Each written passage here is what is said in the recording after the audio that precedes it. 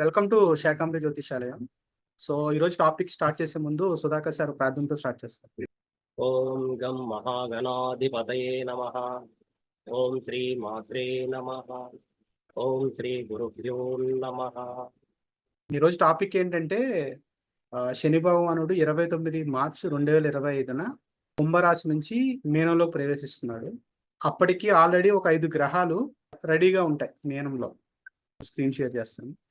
ఒక సబ్స్క్రైబర్ కంటిన్యూస్గా మాకు మెసేజ్లు పెడుతున్నాడు. సార్ ఎలా ఉంటుంది, లాస్ట్ టైం ఇలా ఉన్నప్పుడు కరోనా వచ్చింది మకరంలో అష్టగ్రహ కూటమి ఉన్నప్పుడు, సో ఇప్పుడు ఇదే జరుగుతుంది కదా, 5 గ్రహాలతో శని కలవటం, అది మీనంలో.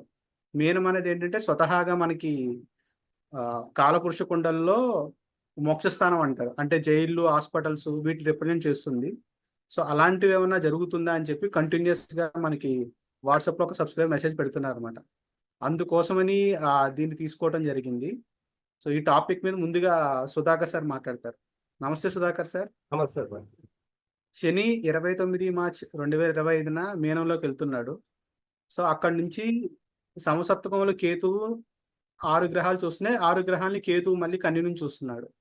సో ఇదేమన్నా అరిష్టమా అనేది మన ఒక సబ్స్క్రైబర్ అడిగిన క్వశ్చన్ అనమాట. ఓకే, మన సబ్స్క్రైబర్ అడిగినటువంటి ప్రశ్నకు సమాధానంగా ఈరోజు ఈ పాయింట్ని ఆధారంగా చేసుకొని సమాధానం చెప్పడం జరుగుతుంది. ముఖ్యంగా కాలపురుష చక్రం నుండి మీనం అనేటటువంటి రాశి 12th హౌస్ అవుతున్నది. అంతేకాకుండా ఇది జలతత్వ రాశి కూడా. ఈ జలతత్వ రాశిలో 6 గ్రహాల యొక్క కాంబినేషన్ ముఖ్యంగా ఆధ్యాత్మిక జ్ఞానాన్ని సూచించేటువంటి ఒక రాశి చక్రం. ఆధ్యాత్మిక జ్ఞానాన్ని సూచిస్తుంది, హాస్పిటల్ని సూచిస్తుంది, ఏకాంతాన్ని సూచిస్తుంది. అదేవిధంగానే ఈ ఒంటరితనంగా ఆలోచనలతో ఎక్కువగా వాళ్ళ జీవితం గురించి ఊహించుకునేటువంటి తత్వాన్ని, వేదాంతాన్ని, సైకాలజీని సూచించేటువంటి ఒక రాశి మీనరాశి. అటువంటి ఎమోషనల్ కలిగినటువంటి ఒక రాశిలో ఈ 6 గ్రహాలు ఉండడం అనేది ఒక రకంగా మంచిగాను, ఇంకో రకంగా చెడుగాను సూచిస్తూ ఉంది. పైగా చంద్రగ్రహణం, సూర్యగ్రహణం తర్వాత జరిగినటువంటి ఈ 6 గ్రహాల యొక్క కాంబినేషన్, అంటే మార్చి 29th సూర్యగ్రహణం కూడా జరుగుతుంది. ఆ సందర్భంలో ఏర్పడినటువంటి 6 గ్రహాల యొక్క కాంబినేషన్ అనేది చాలా చెడు ప్రభావాన్ని సూచిస్తుంది ఈ ప్రపంచానికి. ఇది చాలా సెన్సిటివ్ ఏరియా. ఇందులో జ్ఞానవంతులు ఉంటారు, ఇతరులను ఇన్స్పైర్ చేసేటువంటి ఫిలాసఫీ ఉంటుంది వాళ్ళ దగ్గర, సైకాలజిస్టులు ఉంటారు, సైకియాట్రిస్టులు ఉంటారు. అంటే మానసిక వేదనకి గురైనటువంటి వాళ్ళని బయటకు తీసుకువచ్చేటువంటి జ్ఞాన సముపార్జన ఈ మీనరాశి వారికి ఉండే అవకాశాలు ఉన్నాయి. అట్లే మనం చర్చిలో ఫాదర్స్ని చూస్తుంటాం, ఇక మత పెద్దల్ని చూస్తుంటాం. హిందూ తత్వంలో మత పెద్దల్ని చూస్తుంటాం, మత గురువుల్ని చూస్తూ ఉంటాం. ఇస్లాం మతస్సులో ఉన్నటువంటి మత పెద్దలు, ఇటువంటి వారు కానీ, వైద్య వృత్తిలో పనిచేసేటువంటి వారు కానీ, ఇంజనీరింగ్ వృత్తిలో ముఖ్యంగా ఇరిగేషన్ ఇంజనీరింగ్ వృత్తిలో పనిచేసేటువంటి వాళ్ళు కానీ, హార్బర్లో పనిచేసేటువంటి వాళ్ళు, ఇటువంటి వృత్తులను కూడా ఈ మీనరాశి సూచిస్తూ ఉంటుంది. అటువంటి మీనరాశిలో 6 గ్రహాల యొక్క ప్రభావం మనిషి మీద ఖచ్చితంగా ఉంటుంది, ప్రపంచం మీద ఉంటుంది. ఎందుకంటే దీర్ఘకాలికమైనటువంటి గ్రహం అయినటువంటి శని రాహువు యొక్క కలయిక ముఖ్యంగా ఈ కాంబినేషను ఆల్రెడీ జరుగుతున్నటువంటి యుద్ధ వాతావరణంలో ఇంకొంచెం ముదిరేటువంటి అవకాశాలు ఉన్నాయి. బాంబులు వేయడము, ఒక దేశం ఇంకొక దేశం యుద్ధాలు జరపడము, ఇంకా కొన్ని దేశాలు కూడా వీటితో మమేకమై యుద్ధాలు కొనసాగడం అనేది జరగబోతుంది. అంటే అగ్నితత్వ గ్రహాలైనటువంటి గ్రహమైనటువంటి సూర్యుడు ఉండడము, ఇక్కడ రాహువుతో కలిసి ఉండడం. సో దేన్నైనా కూడా రాహు ఎక్స్టెన్షన్ ప్లానెట్ కాబట్టి ఇక్కడ అణుబాంబులు తో యుద్ధం జరిగేటువంటి అవకాశం ఉంది. చాలా దేశాలు కూడా జనవరి, ఫిబ్రవరిలో మార్చి లోపు చాలా దేశాలు కూడా ఈ దేశాలతో కలిసి పోరాడడం అనేది జరుగుతుంది. అటువంటి వినాశనాన్ని చూడబోతున్నారు. అదేవిధంగానే మహిళల యొక్క రాజ్యం ఏలబోతున్నది. మహిళల్లో ముఖ్యంగా బాలీవుడ్లో ఒక మహిళ, పేరు ప్రఖ్యాతలు కలిగినటువంటి మహిళ మరణించడం జరుగుతుంది. శుక్రుడు ఇక్కడ ఉచ్చ స్థానంలో ఉన్న నైసర్గిక పాపత్వం కలిగినటువంటి రవి, శని, రాహుతో కూడా కలిసి ఉండడము, ఇది సినీ రంగాన్ని ఒక రకంగా ముందంజలో ఉంచబోతోంది. రాజకీయంగా చాలా సమస్యలు తలెత్తబోతున్నాయి. ఆర్థిక ఇబ్బందులు కలిగేటువంటి అవకాశాలు ఉన్నాయి. ఆర్థిక మాంద్యం ముఖ్యంగా మార్చి నుంచి మే వరకు కూడా, అంటే బృహస్పతి వృషభ రాశి నుండి మిథున రాశికి వెళ్ళే వరకు కూడా ఈ సమస్యని ఈ ప్రపంచంలో ఉండే అవకాశాలు ఉన్నాయి. దీన్ని ఫేస్ చేయాల్సినటువంటి అవసరం ఉంది. మానసికంగా చాలా ఇబ్బందులకు గురవడము, అంతేకాకుండా కేతువు కూడా దృష్టి ఉండడం వల్ల చాలా వరకు వైరస్లతో బాధపడాల్సినటువంటి కొన్ని వ్యాధులు రావడము, ఆ వ్యాధులతో బాధపడటము, ఇక ఫ్లడ్స్, తుఫాను వచ్చేటువంటి అవకాశాలు ఉన్నాయి. భూకంపాలు, అగ్నిపర్వతాలు కలిగేటువంటి అవకాశాలు, కొన్ని పెను మార్పులు వాతావరణంలో కొన్ని పెను మార్పుల కారణంగా ఇటువంటి పరిస్థితిని ఎదుర్కోవాల్సినటువంటి అవసరం ఏర్పడుతుంది. రాజకీయంలో కూడా ఒక ప్రముఖమైనటువంటి వ్యక్తి మరణించడం అనేది జరుగుతుంది.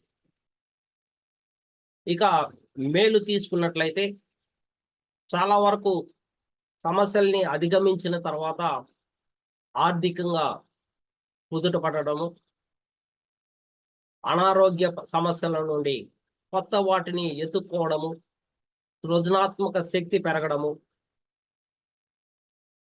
కళా నైపుణ్యం పెరగడము అనేది మనం చూడవచ్చు. మే నెల నుండి ఎంతో పురోగతి కనిపిస్తుంది. మీనరాశి నుండి చతుర్థానికి బృహస్పతి వచ్చినప్పటి నుండి చాలా మార్పులు అనేది సంభవిస్తాయి. అవన్నీ కూడా అనుకూలమైనటువంటి ఫలితాలను ఇచ్చేటువంటి అవకాశం ఉంటుంది. అయితే ఎక్కువగా ఊహల్లో ఉండడము, గ్రౌండ్ రియాలిటీ తెలుసుకోకపోవడం అనేది ఇక్కడ కనిపిస్తుంది. దీని కారణంగా షేర్ మార్కెట్లు చాలా ఇబ్బందులకు గురవడం, షేర్ మార్కెట్లు పడిపోవడము, అట్లే ఊహాజనితంగా స్పెక్యులేటివ్ అమౌంట్స్ ఏదైతే ఉన్నాయో అవన్నీ కూడా చిక్కుల్లో పడడం అనేది ఉంటుంది. అయితే ఆధ్యాత్మిక జ్ఞానాన్ని ఎవరైతే పెంచుకోవాలనుకుంటారో, మత పెద్దలు, మత గురువులు, ఆస్ట్రాలజీ, అకల్ట్ సైన్స్, దేవాలయాలు, ఇవన్నీ కూడా పురోగతి చెందేటువంటి అవకాశం కనిపిస్తుంది ఈ 6 గ్రహాల యొక్క కాంబినేషన్తో. ఇప్పుడే స్టార్ట్.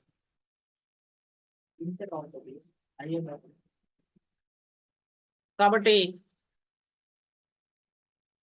వీరికి చాలా మంచి అవకాశాలు. అదేవిధంగానే సైకాలజిస్ట్గా, సైకియాట్రిస్ట్గా, వైద్య వృత్తిలో ఉన్నటువంటి వాళ్ళకి మంచి పురోగతి లభించేటువంటి అవకాశాలు ఉన్నాయి. మానసిక రుగ్మతలు వచ్చేటువంటి అవకాశాలు ఉన్నాయి. నిద్రలేమి ఏర్పడము, ఏకాగ్రత లోపించడము ప్రజల్లో. ఇటువంటి మానసిక స్థితి నుండి బయటపడడానికి గురువుల్ని వెతుక్కోవడము, గురువు ద్వారా కొన్ని మార్గదర్శకాలు, సూచనల ద్వారా వీరు జ్ఞానాన్ని సంపాదించవచ్చు, సమస్యల్ని పరిష్కరించుకోవచ్చు. మరి అధికమైనటువంటి సమస్యలు కలిగినటువంటి వాళ్ళు ఎవరైతే ఉంటారో వాళ్ళు దూర ప్రయాణాలు, లేదా తీర్థయాత్రలు చేయడము, లేదా దేవాలయాల్ని సందర్శించడం ద్వారా వీరు కొంత ఉపశమనం పొందుతారు అనేది సూచిస్తూ ఉన్నది. మరి శని తృతీయ దృష్టితో బృహస్పతిని కూడా చూడడం వలన ఇది మే వరకు కూడా సమస్యని సూచిస్తూనే ఉంది. మే తర్వాత శని యొక్క దృష్టి నుండి పూర్తిగా దూరంగా రావడం వల్ల కొంతవరకు అనుకూలత అనేది లభిస్తుంది. కుజుడు కూడా ఇక్కడ నీచ స్థాయికి వెళ్తూ ఉన్న కారణంగా కూడా ఆలోచనలు ఉంటాయి, కానీ శారీరకంగా చర్యలు తీసుకోవడానికి మనసు ధైర్యం చాలకపోవడం. అందువల్ల స్పెక్యులేషన్లు కూడా వీళ్ళకి ఇబ్బందులు కలిగిస్తూ ఉంటాయి. ఈజీ మనీ కోసం చాలా మంది ప్రాకులాడి నష్టపోవడం అనేది, ఇది 12th హౌస్ కాబట్టి కాలపురుష చక్రం నుండి నష్టాన్ని సూచిస్తూ ఉన్నది. పైగా శని ఉండడం వల్ల డిసిప్లైన్, పట్టుదల ఇవి లేకపోవడం వల్ల కూడా రాహు ఇచ్చేటువంటి ఊహలతో పరిగెత్తితే డిసిప్లైన్ లేకుండా వీళ్ళు నష్టపోతారనేది ఇక్కడ సూచిస్తున్నారు. ఏదేమైనప్పటికీ ఇది సరైనటువంటి సమయం కాదు. మార్చి నుండి మే వరకు కూడా చాలా జాగ్రత్తలు తీసుకోవాలా. ఎక్కడ కొత్త పెట్టుబడులు పెట్టడం కానీ, ఎక్కువ ఇన్వెస్ట్మెంట్ చేయకుండా ఉండడం కానీ చాలా మంచిది. అదేవిధంగానే రియల్ ఎస్టేట్ వాళ్ళకు కూడా కుజుడు అవరోహణ స్థాయిలోకి వెళ్తున్నాడు. కాబట్టి రియల్ ఎస్టేట్ బిజినెస్ వాళ్ళు కూడా చాలా ఓపికగా, సహనంతో ఉండాలి.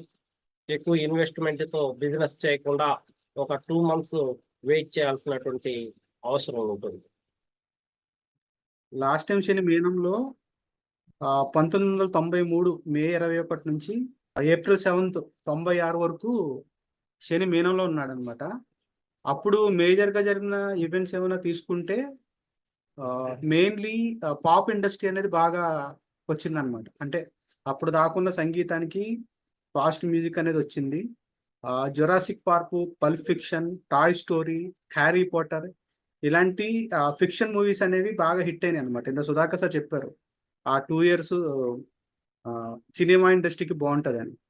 మేజర్లీ ఇండియాలో చూస్తే ఏమైందంటే టీవీ సీరియల్ కల్చర్ అనేది ఈ పీరియడ్లోనే స్టార్ట్ అయింది. అంటే 93, 96 మధ్యలో ఫస్ట్ తమిళ్ సీరియల్స్ అనేవి స్టార్ట్ అయినాయి. ఆ తర్వాత 96కి మనకి తెలుగు సీరియల్స్ కూడా ఆంధ్రాలో పాపులర్ అయినాయి అనమాట. ఆ తర్వాత ఇండియాలో ఇంకొక మేజర్ ఈవెంట్ ఏంటంటే 26 జనవరి 1993న షార్ట్ రేంజ్ మిసైల్ పృథ్వీ అనేది లాంచ్ చేయడం జరిగింది. రిపబ్లిక్ డే పెరైడ్ 1994లో, సారీ 1996 కాదు, 1994లో. అలాగే 19th నవంబర్ 1994లో ఎప్పుడైతే శని మీనంలో ఉన్నాడో అప్పుడు ఐశ్వర్యరాయి మిస్ వరల్డ్గా ఎంపికైంది అనమాట ఆ పీరియడ్లో. అలాగే ఈ పీరియడ్లో అంటే మీనంలో ఉన్నప్పుడు స్టేబుల్ గవర్నమెంట్స్ అనేవి లేవు ఇండియాలో. పివి నరసింహారావు చాలా కష్టపడి ఒక 5 years మైనార్టీ గవర్నమెంట్ని రన్ చేయడం జరిగింది. ఆ తర్వాత ఎలక్షన్లో బీజేపీ గెలిచి ఆయన దిగిపోవడం జరిగింది. ఇంకొక మేజర్ ట్రాన్స్ఫర్మేషన్ ఏంటంటే మెట్రో రైల్స్ అనేవి ఫస్ట్ ఇంట్రడ్యూస్ అయింది 1995లో అనమాట. 5th March 1995లో ఇండియాలో శని మీనంలో ఉన్నప్పుడు ఇండియాలో ఢిల్లీ మెట్రో కార్పొరేషన్ అనేది ఏర్పడి అక్కడి నుంచి ఇప్పుడు ఒక 30 yearsకి అన్ని మేజర్ సిటీస్కి మనకి మెట్రో రైలు రావడం జరిగింది. అలాగే 1996లో అంటే ఎప్పుడైతే మీనం దాటుతూ వెళ్ళిపోతున్నాడో ఆ పీరియడ్లో అటల్ బిహారీ వాజ్పేయి ఒక ప్రైమ్ మినిస్టర్ ఒక 13 రోజులు ఎన్నో ఉన్నాడనమాట. తర్వాత no conference Deve Gowda swearing ceremony చేయడం జరిగింది. ఇది ఇండియాలో మేజర్గా జరిగిన ఈవెంట్స్ అనమాట. అలాగే వరల్డ్లో చూసుకుంటే సౌత్ ఆఫ్రికాకి ఫస్ట్ టైం ఎలక్షన్ జరిగి నెల్సన్ మండేలా ఎన్నుకోవడం జరిగింది. War like situations journey Bosnia, అలాగే అమెరికన్ సాయిల్ మీద ఓక్లామా సిటీ మీద బాంబ్ దాడి జరిగి 160 మంది చనిపోవడం జరిగింది. అలాగే మేజర్ ఈవెంట్ ఇంకొకటి ఏంటంటే డ్రెస్సింగ్లో కూడా చేంజెస్ అనేవి ఎప్పుడైతే మీనంలో శని వెళ్ళాడో అప్పుడు జరిగిందనమాట. షార్ట్ స్కర్ట్స్ క్రేజ్ కానీ జీన్స్ అనేది వరల్డ్ అంతా ఎక్కువగా జరిగింది ఈ పీరియడ్లోనే. అలాగే సౌండ్ మ్యూజిక్కి ఆస్కార్స్ ఇవ్వటం కానీ టీవీ సిరీసెస్ యుఎస్ వైజ్ కూడా పాపులర్ అవటం బాగా జరిగింది అనమాట. అలాగే ఇజ్రాయెల్ పాలస్తీనా పీస్ వార్ అనేది కూడా ఆ పీరియడ్లో జరగడానికి ట్రై చేశారు కానీ జరగలేదు. సో ఇవన్నీ గతంలో లాస్ట్ టైం మీనంలో ఉన్నప్పుడు జరిగిన పీరియడ్.